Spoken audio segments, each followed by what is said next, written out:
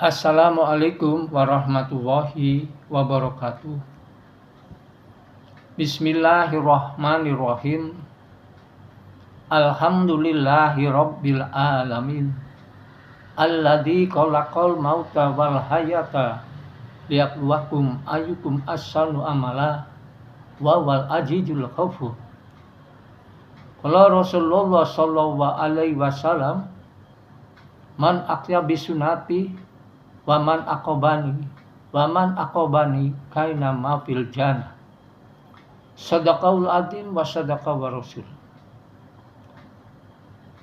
Saudaraku yang dirahmati Allah Subhanahu wa taala, hidup di dunia hanyalah sesaat. Di dunia sementara, di akhirat selama-lamanya. Terus apa yang kita bawa? Mobil kita, rumah kita, harta kita, istri anak kita, tidak. Yang dibawa adalah amal kita di dunia.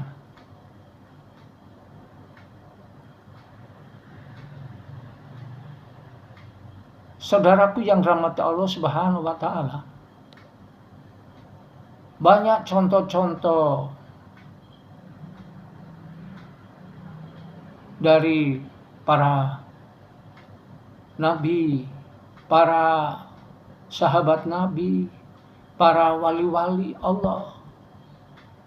Semua adalah orang-orang kaya, tetapi semua tidak membawa apa-apa. Yang dibawa adalah amal mereka selama di dunia. Karena itu saudaraku yang dirahmati Allah Subhanahu wa taala, mari kita persiapkan betul. Banyak contoh-contoh sudah.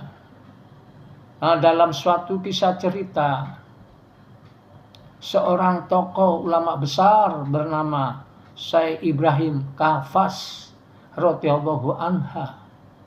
Dialah tokoh ulama besar. Dia berjalan di dalam satu hutan.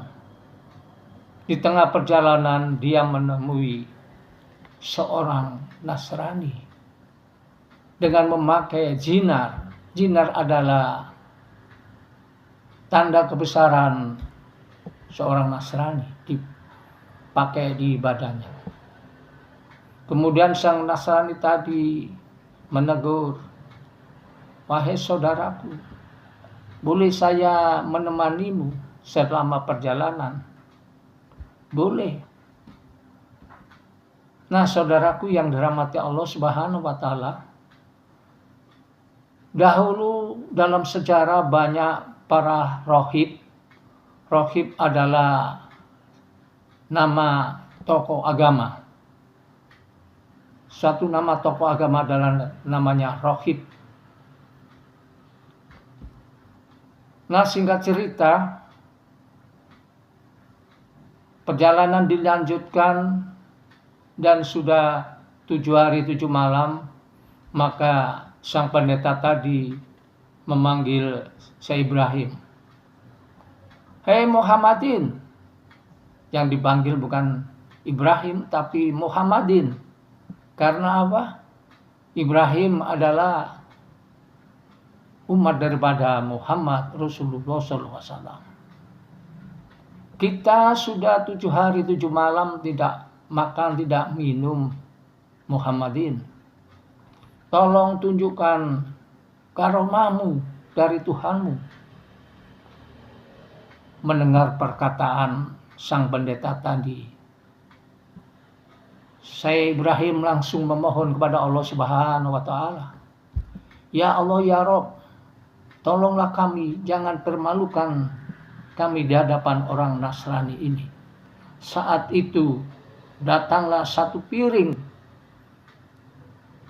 daging panggang, roti, dan kurma segar, serta sebuah air kendi. Setelah tahu, maka dimakanlah bersama-sama hingga habis. Inilah saudaraku yang dirahmati Allah Subhanahu wa taala. bagi orang-orang yang beriman dan meyakini adanya Allah Subhanahu wa taala. Begitu dia berdoa, langsung Allah berikan apa dia mau. Nah, perjalanan dilanjutkan lagi. Setelah 7 hari 7 malam, maka Syekh Ibrahim cepat-cepat manggil, "Rahib, tolong tunjukkan juga pada kami."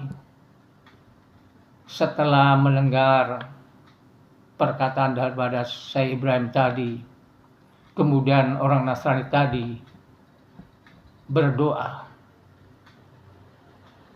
Kemudian tak lama doanya juga dikabulkan oleh Tuhan Yang Maha Kuasa. 2 piring malam, 2 daging panggang, roti, kurma, dan 2 kendi air. Jadi 2 kali lipat dari apa yang diminta Syekh Ibrahim tadi. Begitu melihatnya, Syekh Ibrahim merasa pucat, dia malu di hadapan mereka. Sehingga pada saat itu sang Nasrani tadi, sang pendeta tadi menyuruh Ibrahim untuk makan, dia menolaknya sampai 3 kali. Kemudian tetap menyuruhnya, "Wahai Muhammad, makanlah. Nanti saya akan menyampaikan 2 berita kepadamu. Yang pertama, saya mengucap kalimat syahadat, asyhadu alla ilaha illallah wa asyhadu anna Muhammadur Rasulullah. Tidak ada Tuhan yang patut disembah kecuali Allah, dan Muhammad Rasulullah adalah utusan Allah."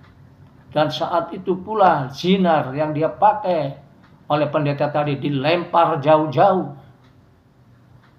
Kemudian perjalanan dilanjutkan hingga dia berdoa lagi, "Ya Allah, kalau memang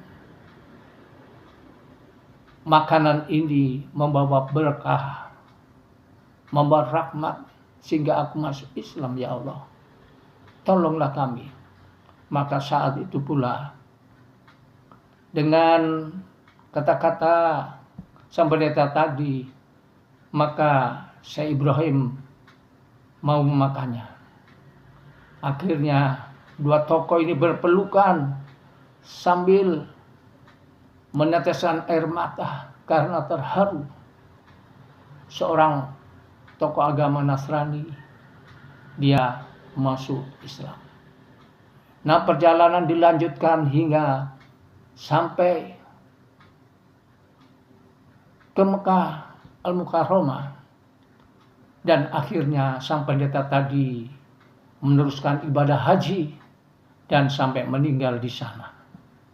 Inilah saudaraku yang dirahmati Allah Subhanahu wa taala, kisah cerita yang sangat menarik. Begitu Allah memberikan satu hidayah kepada hambanya, begitu besar hamba Allah yang diberikan. Allah Maha menciptakan, Allah Ta'ala Maha memelihara, Allah Ta'ala Maha memberikan rezeki, Allah Ta'ala Maha mengetahui, dan Allah Ta'ala Maha tahu segala-galanya. La ilaha illallah.